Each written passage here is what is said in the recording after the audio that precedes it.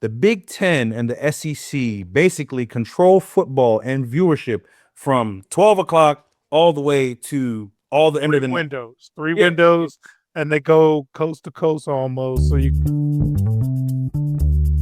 greetings and salutations, and welcome to the Odd Coaches Podcast, the global authority on coaching leadership, where coaching wisdom meets real talk. I am your host, Dr. Keith Adams, and on today's Throwdown Thursday edition, in segment 124 or bust, the Big Ten's postseason ultimatum: is the rest of college sports ready to let the Power Two go?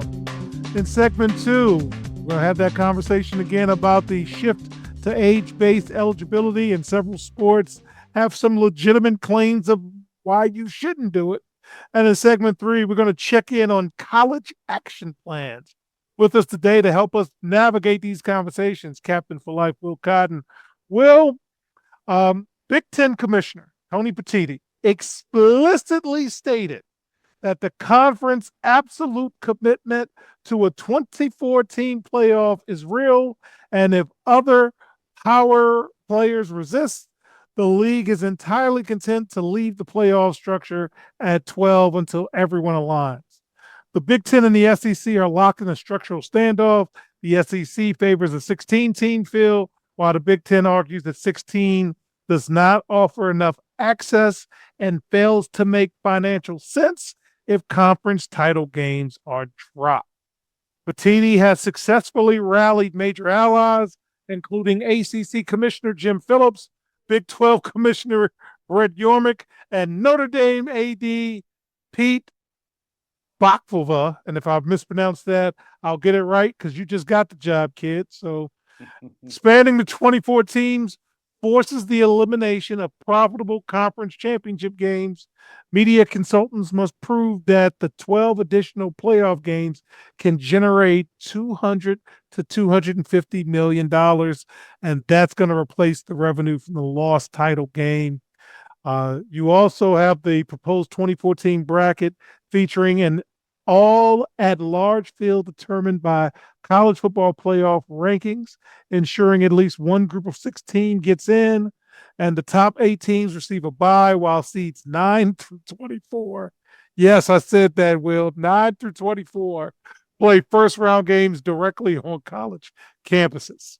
But the clock is ticking, because under our March 2024 Memorandum of Understanding, the Big Ten and the SEC must mutually agree on any format change, and that hard deadline to finalize the postseason format for 2027 is December 1st.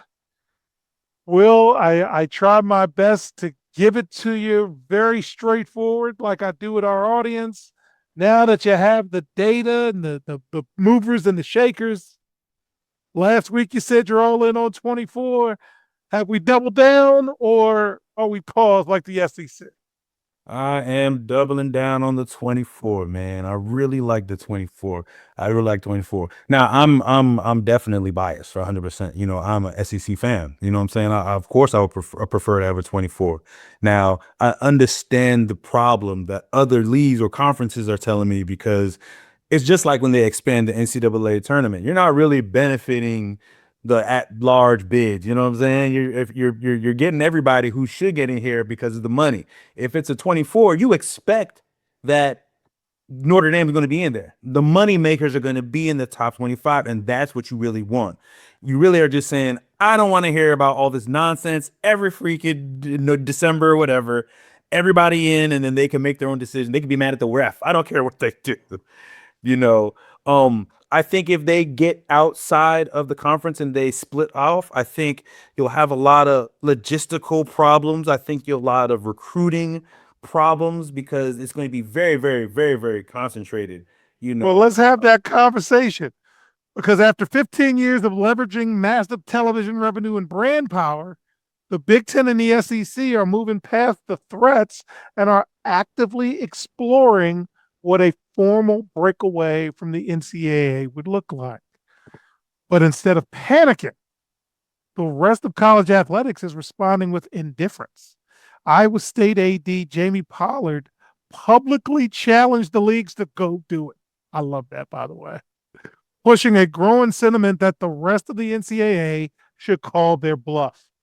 Critics argue that if 34 schools in the Big Ten and SEC split, they shouldn't be allowed to just split with football. Take your field hockey team with you, take your baseball team with you, take all of it, including the insurance, meaning they would have to fund and organize standalone leagues for sports like baseball, softball, and track strictly on their own. The leagues are already struggling to manage themselves. The College Sports Commission, created just last year by the Power Conference to enforce the House settlement, is already in complete disaster mode because member schools are aggressively exploiting loopholes and threatening lawsuits. Hey, folks, they've been cheating since 1905. Okay. Yeah. The SEC Favored Score Act is gone. So that's a lot of lobbying money spent for nothing. And the broader bipartisan Senate negotiations remain kind of in a shaky limbo because of the midterm elections. And without a federal antitrust exemption, a breakaway Super League would have to be built from scratch without government protection. So, Will, to continue the conversation, are you with Iowa State saying you want to go? Go. What do you think? Yeah, let him go. Let him go. Let him go. I'm with him because it's not easy to do. It's not something that you can easily to do. Like Live Golf. I mean, look at Live Golf. Live Golf did try to do their own thing. They paid for all these elite players and the different vibe and everything like that. And 5 years later, now they lost all their big donors, lost their endorsement, things like that. And all the guys are talking about, well, I think I'm gonna try to get back on the PGA. But on top of that, but what I think is different though, the Big Ten and the SEC basically control football and viewership from 12 o'clock all the way to all the end of the windows, windows, and they go coast to coast almost. So you got the 12 o'clock block, the 4 o'clock block, the 7 o'clock block, and they're getting greedy trying to get that 10 o'clock block as well.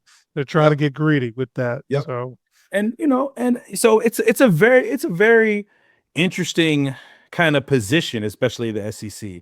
Now, I think you have the and the Big Ten. You have the ability to do it. I think they have the money. I think they don't really have to change too much. I mean, they would have to, but there's all like UCLA still got to play Rutgers in a lot of sports. Yeah, you still got to play. I mean, you got baseball, you got golf.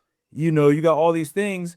It just it becomes complicated. I don't know. Hockey going from Rutgers to Minnesota. That's gotta not be fun. Yeah, it's just ridiculous. And would they still maintain their rivalries? Who knows? Or in state ones. Like Ohio. Are you still gonna play Ohio State, or that's your thing? Yeah, we'll see.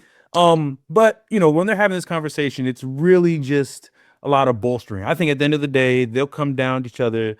They'll say, "Look, we're making," and it's not what you'll see on TV. It's we caught up at a cocktail party. We caught you at a gay, golf tournament, whatever. Yeah, Marty, come on, Marty. Why are we beating? Right?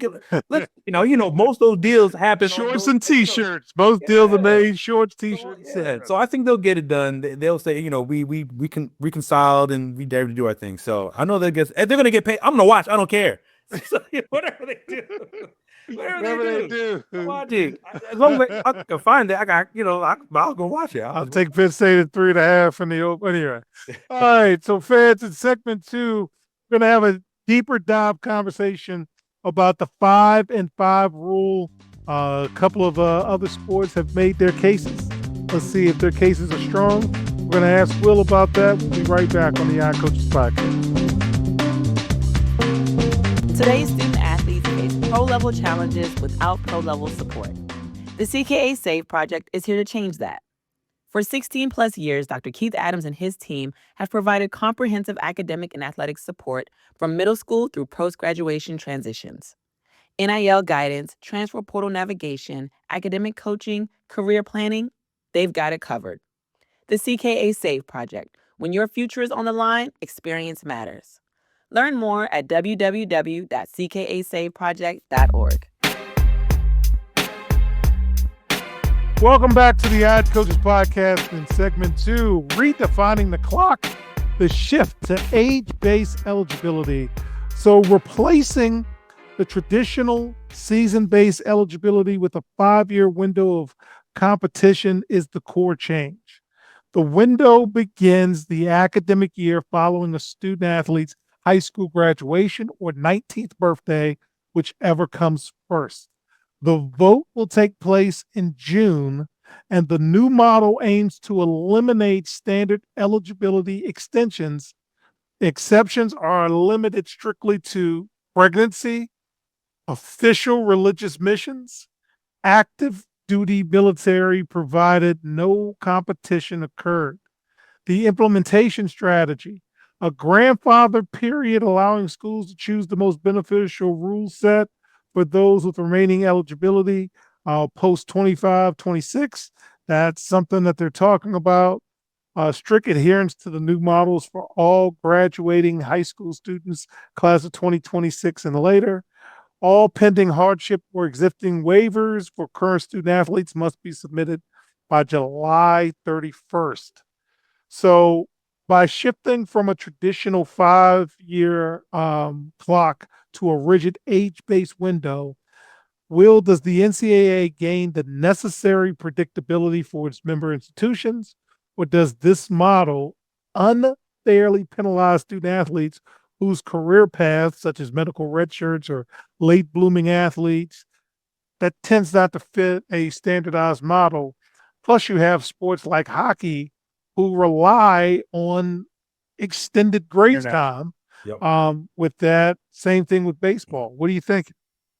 I mean, I think with every sort of process change or any sort of framework that's being put in, you will always have to have these exclusions or exceptions, I should say.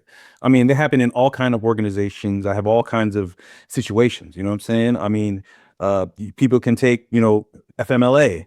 If you hurt your leg, you can't work. You still get paid. No issues like that. You know what I'm saying? So we make, things. We make little things that we can make people available to say, hey, this process works for the most part, but we will have exceptions. Obviously, if I'm playing at Wisconsin or if I'm playing, the Big Ten somewhere and my mama living in Florida and her house gets blown away and she has nowhere to live, how does that affect my eligibility? You know what I'm saying? So I think the framework work. I think the framework is a good framework. I think that has a really like firm understanding of what it is. I think we need to get all of those 25, 26, 27-year olds out of this game. You know, they got too greedy. And you have stood on that line for some time. It's Where it's ridiculous. a 26-year-old, we do it. Why are you now, in your ninth year of eligibility? What we do? but now, now at my age, thinking of who I was when when I got into college, 17, 18 versus when I was 26, 27, even 24, 23, like it's a whole different ball game. And having children going into the sports in terms of like baseball and basketball, yeah, I want to make sure that the whole is everybody on the same level, you know what I'm saying? But I think they need to create some sort of exceptions. I have no problem with going to 7 year as long as you're doing like post grad work. It has to be like your coach. There has to be some sort of educational backing, and, hey, you're USC, you're playing football, you're playing running back. You're not the star, but you're on the team. You've been all 4 years. Hey, coach, I'm good right now. I'm not going to the NFL. I'm doing post grad work. Let me go in there, and then you get another year, 2 years, as long as you're there. Now, but you're at least what, like 22, 23.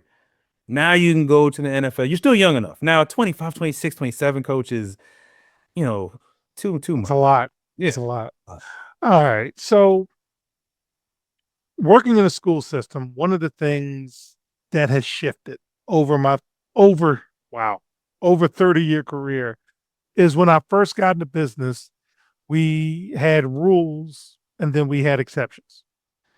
The last 10 years, we've had exceptions and then an occasional rule. And this is a total situation where everyone's got a differentiated plan of why something didn't happen. So this is going to be interesting to see if it finally sticks, because it usually takes you about 5 years to get a degree if you're making measurable progress and you're doing 20%, 20%, 20%, 20%, 20%. Even though you're supposed to do 25%, 25%, 25%, 25%. So this should be interesting. The vote comes in June. You know we're going to cover it. Friend of the show, Ross Dellinger, will be on with some of our summer programming as we get ready for college football in the fall. So I'm really excited about talking about it and covering it. And in segment 3, when we get back, just like we did on Tuesday's show, we're going to talk about some ADs. We're going to talk about some football coaches, and we're going to see if their plans are coming together. Be right back on the Odd Coaches Podcast. Hi, everyone. Dr. Keith Adams here. And for over 30 years, I've dedicated my life to helping student athletes succeed, not just on the fields and the courts, but in the classroom and beyond. And that's why I founded the CKA Save Project. The CKA Save Project understands that finding the balance between academics and athletics is crucial for long-term success. That's why the CKA Save Project offers a range of programs, including personalized consulting, mentorship, and coming in 2027, our innovative Gap Year Basketball Academy designed to assist both young men and women reach their full potential both on and off the court.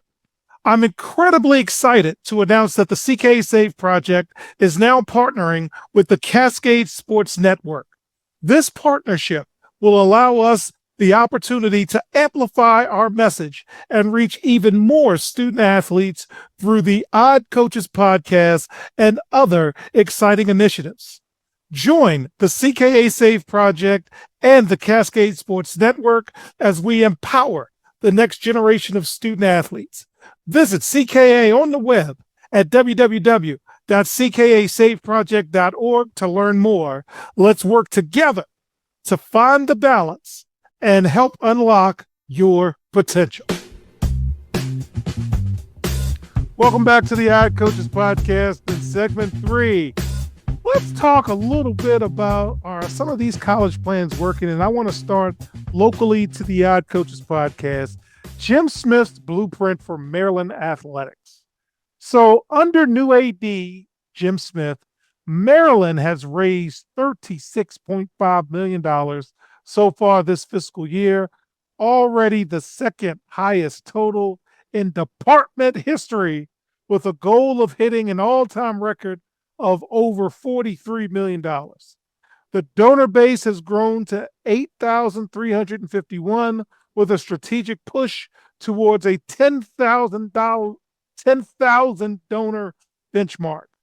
Maryland has historically struggled with a revenue gap compared to their Big Ten peers, finishing $22 million behind the next lowest public school in the conference. Smith is implementing a data-driven approach, restructure fan engagement strategies, modernize ticketing and sales, using analytics to track donor behavior.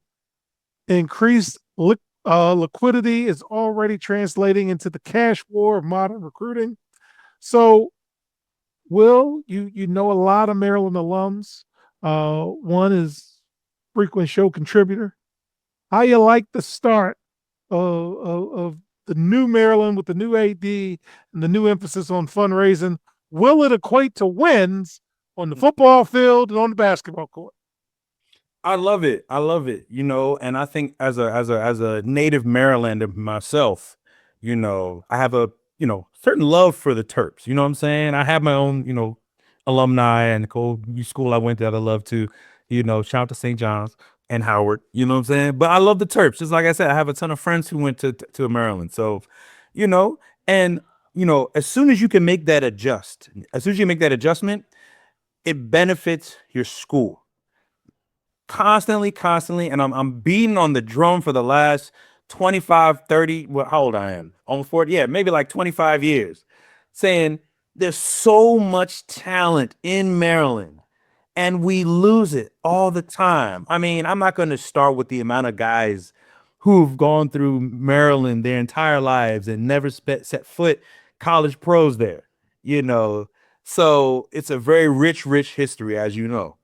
So I think now Maryland really has to under they have a leader who is more business focused. You know what I'm saying? From a leadership standpoint, how to bring in talent. How do I bring in the best? How do I create a culture around here that now we can do what we gotta do? Because if he's moving money like that, he is moving around in Maryland, seeing where things going on, who's investing money, where things going on. How can I get somebody to an investment? And Maryland has a ton of money. I mean, they have a ton of donors who do very well off their degrees. I don't know. I'm sure they have a billionaire somewhere out there, and they know. I'm sure they do. I'm sure they do. But yeah, I love it. I love it. This is part of and this is part of the actual process. So, I'm with it. I just love it. So we'll be paying attention to football and basketball, especially. He has a lot of they're in the top 5 in recruiting, and one very close to us. So we'll be keeping an eye on that. Let's go all the way over to the West Coast where I was. We're going to talk about USC and Lincoln Riley. The Lincoln Riley's 42, and he is expressing tangible confidence regarding the trajectory of the Trojans coming off a 9-win rebound season. So, Will, he has shifted. He admits his biggest mistake in year 2 was attempting a quick fix through the transfer portal. Don't do that. And it caused them to miss out on key players and neglect high school development. Under 30-year-old Wonderkin GM Chad Bowen, hired from Notre Dame, completely overhauled its strategy and focused on local high school recruiting, as you mentioned about the Maryland Terps. The strategy has yielded massive results, with USC claiming the #1 high school recruiting class in the country, becoming the first non-SEC team to do so since 2008. The class features 19 California products, including 8 from local powerhouse Trinity League, and front-loaded $9 million in NIL commitments. So, will we care about USC? Because last year we didn't. Does it sound like we're going to pay attention? 2 quotes kind of stand out to me when you were talking about Coach. I think, Sun Tzu, Art of War, I believe he said, "Let your plans be dark and impenetrable as night. And when you move, fall like a thunderbolt." And Lincoln Riley is doing the opposite. You are not moving your plans in dark. You're seeing right now, you're very upfront what you're going. Your offense, I mean, it's not changing too much. You're probably leveraging on your recruits that you brought in there. And another quote, hey, move quietly and carry a big stick. Again, you got the big stick apparently, but you got to move quietly. Don't make a name for yourself. Don't be somebody like, oh man, don't be bullet board material. If you really think you want to do it, shock the world. When Indiana came in there, nobody knew Indiana was going to come in there whooping ass as they did. And it took people 2.5 years to really see it. And they never made a big noise about it until they got to like October. They lose to Ohio State. Oh, that's Indiana. You're just good enough. And then, now they're really cooking. And then now it's like, oh, shoot. Well, we didn't see this coming. So, yeah, I mean, again, you're also on the West Coast. You know what I'm saying? Like the days of USC being powerful, I don't see it. So, I mean, but I love the confidence. My guys, if you guys buy into that, and they believe that they should come in there and do what they think. Like Coach, like you said, when you said my expectation is we win this. Even though you were loud internally, externally not, but if he's doing it that internally, where he's just like instilling these are my expectations based on the skill set that we have in this locker room, I'm not having a problem with that. Now talking about it out loud a little like that is a little crazy, but that would so bother me, man. I like it. That would so bother me, because between y'all posting and TikToking and whatever, can't be quiet these days. You're like, what are you doing? All right, last but certainly not least, James Franklin's Revenge Tour and the new look Hokies. All right, less than a year after getting the boot, 54-year-old James Franklin, yes, we are contemporaries. I'll be 54 in August. Is back on the sidelines. He didn't want to wait, walked away from a $40 million buyout to immediately take over Virginia Tech. He's got a chip on his shoulder, Will. He is open about his resentment, and there's a level of petty that people on this show respect. I respect that level of petty. Franklin is bypassing the traditional multi-year rebuild. Virginia Tech's roster got immediate facelift, adding 11 Penn State transfers. You don't like me, you don't like my players, we're all leaving.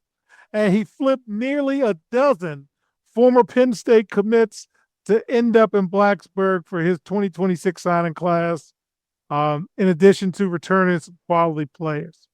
Despite nearly bringing in a dozen former players, Franklin is emphasizing to the team that nobody from Penn State gets a guaranteed spot on the two deep unless they have earned it. Right, Coach? I'm going to say that too. Franklin's arrival has triggered an arms race in Blacksburg, Virginia. And Cotton Man, have you had the pleasure of going to Blacksburg, by the way? Nah, I hadn't made it of that. You don't have to rush. Down. You don't have to rush. They have dramatically increased their NIL resources, seen a surge in donor participation, and doubled down on football infrastructure, recruiting budgets to operate like a true playoff contender. Reflecting on past stops like Vanderbilt, Penn State, Franklin openly admitted that his previous flaw was sprint without laying a proper foundation. At Virginia Tech, he plans to focus heavily on player retention and a deeper community media alignment. What say you about James Franklin's start at Virginia Tech? I love it. I got two things to think. I'm sure he's hitting the ground running because AI is helping him out a lot of things that when he came to Penn State, he kind of had to set things up manually, these processes. But now he has them, and he has good staffers who, if they're smart, and if you have to be, and I think he's a very smart man, he's using AI to kind of keep the moving going on his momentum. You know what I'm saying? You bring 11 guys in, you already know what you got.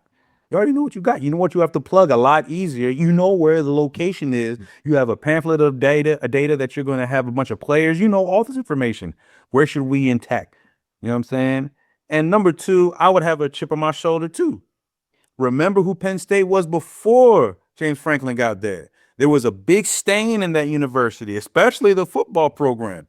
You know what I'm saying? They were taking down statues and things were going on that they didn't want to come on. And it was directly associated to a lot of nefarious things. And he came in there and they turned that place around to a place of respectable football program. You know what I'm saying? And for him to not have the grace or that kind of leeway to have a bad season, not just the man played amazing. Now you, Penn State, look, let's keep it real. You being relevant was that's it. To say that you even have an opportunity to be in the national conversation for a trophy, that's great. You know what I'm saying? Now, don't get me wrong. He should have won a couple of them. There are some they there's many a Saturday taping that you guys have said, stop it, coach. Don't do it. You're not going to. But, you know, from a culture standpoint, from a facelift, you know what I'm saying, that he made from it and kind of rebrand Penn State as a place where people can come. Because at most, nobody was going. Forget Brothers. Brothers was not coming to Happy Valley. I've been to Happy Valley. Brothers is not coming out there. And everything that happened over there, they definitely were now. Now you weren't getting elite players either. So for them not to have that kind of grace to say, okay, coach, we had a really, really rough season. Let's say this is a good chance to rebuild, and then we could talk at the end of the season, whatever. But just the way they let him go, I'd have a chip on my shoulder too. And then you want to front on the bread? You already know what the buyout is, and now you pressing me on some stuff. First of all, he's already rich, so he doesn't have to do too much. I'm sure he wasn't sweating it. You know, and I'm sure he had a great lawyer who's like, don't worry, we're good, James, we're good. We're going to get our money, you know what I'm saying? And now he put himself deep in Virginia, a bunch of dogs and a bunch of Virginia Tech. You know, all the talent you're going to have. Virginia Beach, you got guys, up in Maryland. 757.